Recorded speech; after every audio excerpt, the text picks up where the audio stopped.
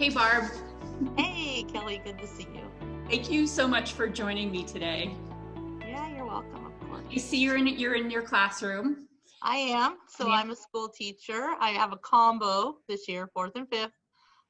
So we're working online, but it's easier to work from school.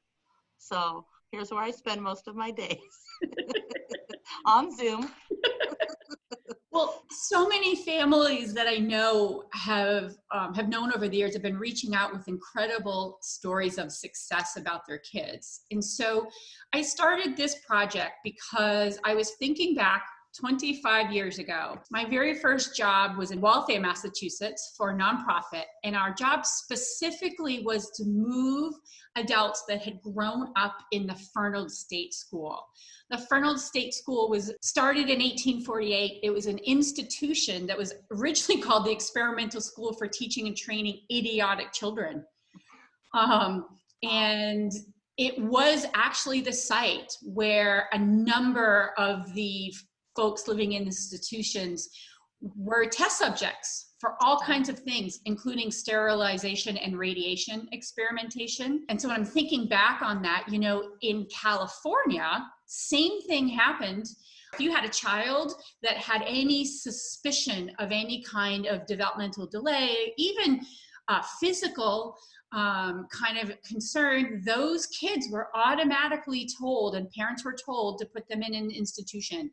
And there were, in 1964, which is not that long ago, there were 13,500 people residing in 4 overcrowded institutions in California. Adults were pulled out of institutions, and state hospitals are still finalizing closing and things. And then if you think about that, as a BCBA, families could not access ABA services until 2013. I'd love it if you would share with me your story of when Joey was diagnosed.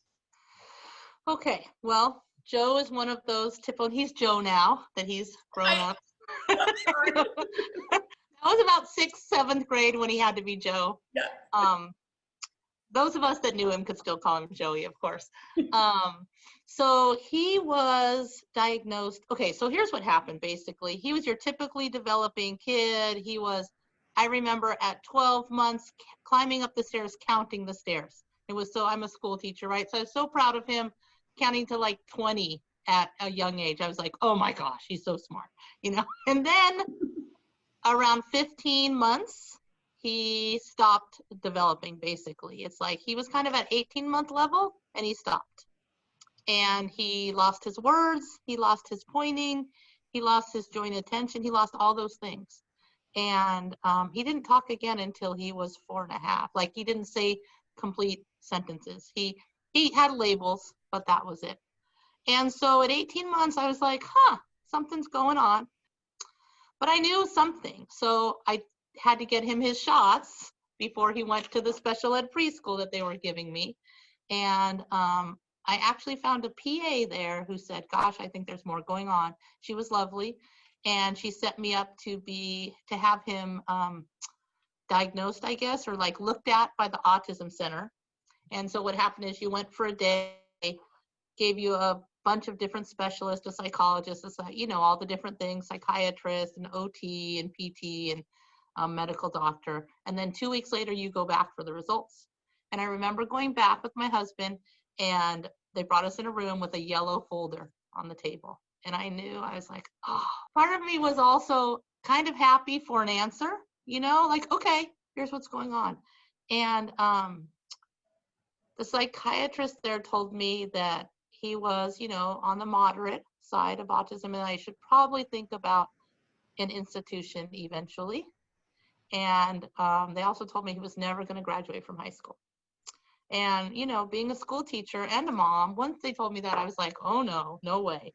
Yeah, so that changed, that diagnosis changes your life, and it changes your life for the worst in the beginning, and then it's kind of how you decide to go for it. But yeah, it's a very tough day. I think it's been about 3 years now that I haven't, had that day affect me. It was July 25th. I still know the date. And he was 3.5, and now he's 20.5.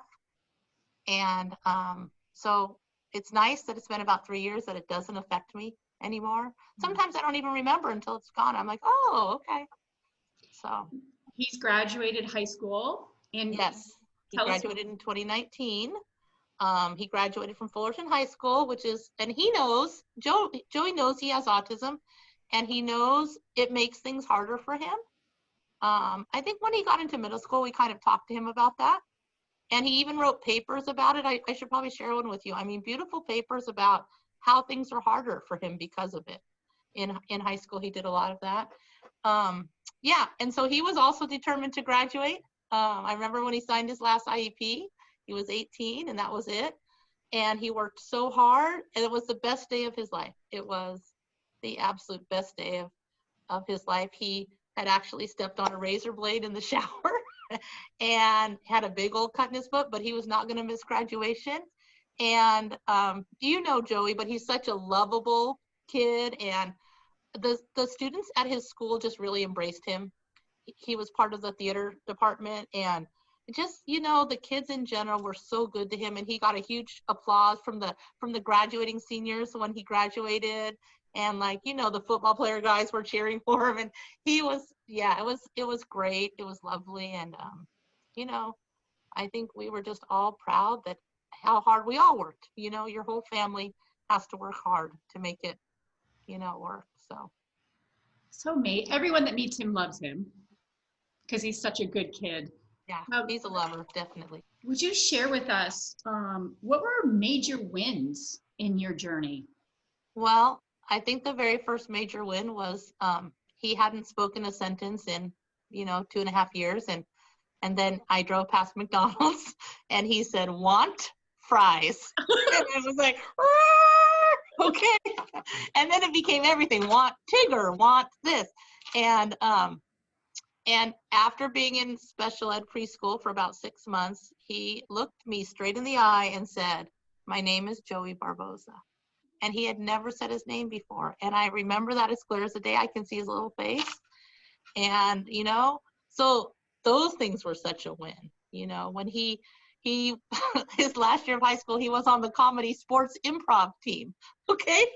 I mean, a kid on the spectrum on an improv team, how great is that? And he was so proud of that. And yeah, so there's been a lot of wins, just celebrating his successes, little. I think the win of autism, honestly, is that you appreciate the little things that you don't always appreciate as a parent, Yeah. you know? So. Yeah.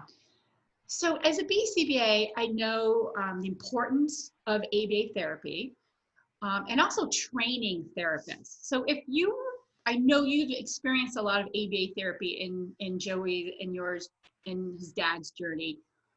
What are a couple of things you would tell ABA therapists from your parent perspective?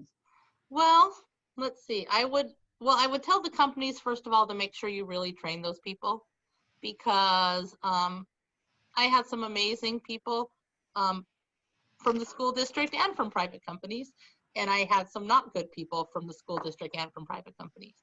So I would love for them to be really well trained. I would love for them to listen to the parents, you know, but I also want to tell parents, like, you also have to listen to the therapist, you know. And he hated the hardware store for some reason.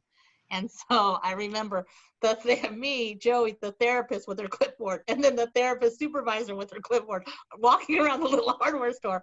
But, you know, I think that therapists need to take initiative and encourage things like outings. And I feel like finally they're getting away from having kids introduce themselves, little 3-year-olds, and shaking their hands like they used to, because that's not realistic, you know? So yeah, I think just, I loved when they took initiative and they had new ideas and they like to keep it interested, you know, and they were always positive, because, you know, it's hard. When a kid's tantruming a lot, it's hard, but, you know, that makes it so much better. It makes the parents feel like it's not their fault, because that's a hard one as a parent. Thank you. Tell me again about how you would expect therapists to interact and engage with parents. Well, I actually enjoyed some learning from therapists. because honestly, if you don't keep up, if you want your child to behave a certain way at the dinner table and you practice it in therapy, but then you let them do whatever they want when the therapist isn't there, we always thought ABA was all the time. That was our life. That was our whole life. And so I loved when the therapists would teach me, if they were good therapists. I loved when they would help me, when they would involve us, when they would say, what are your struggles and how can we work on them behaviorally? Because Aaron's was a struggle and Joey was an eloper and all those things. And so we worked on all those things. And I liked that they asked me where I needed help.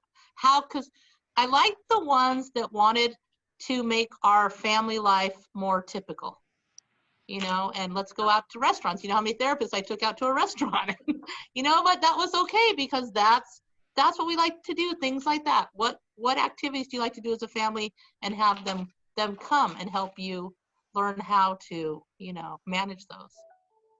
So. That makes me think there's an article that just came out, not just came out, but came out in 2018, okay, where it's talking about that parents should start to suggest and be included in which indicators of progress and outcomes should be measured in young children on the autism spectrum. Yeah, right from definitely. The beginning, right? Ask, like where you shared, where parents ask you. I'm going to take a moment to highlight you as a mom, because one of my favorite Temple Grandin quotes is, "You have got to keep autistic children engaged with the world. You cannot let them tune out." And I happen to know that's what you and your husband did for Joe.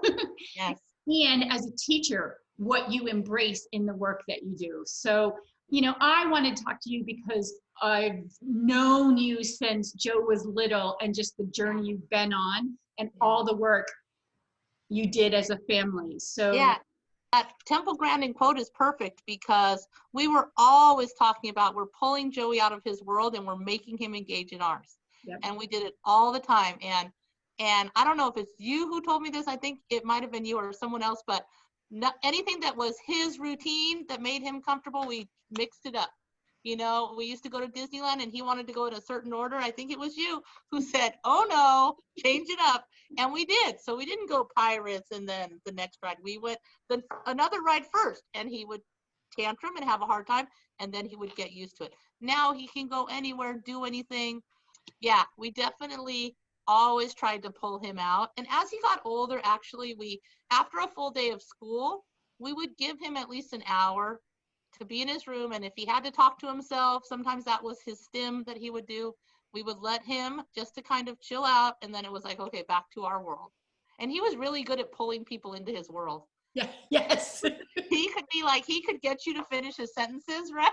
All his echolele he had, and his, TV talk, and woo, he was good at that. And he was so cute that people would just, oh yes, they would fall for it. Yeah. So, yeah, it was funny. Well, thank you so much. Oh, you're welcome. For your time today. I'm so glad to hear your story. Yeah, it was fun. Thanks, Kelly.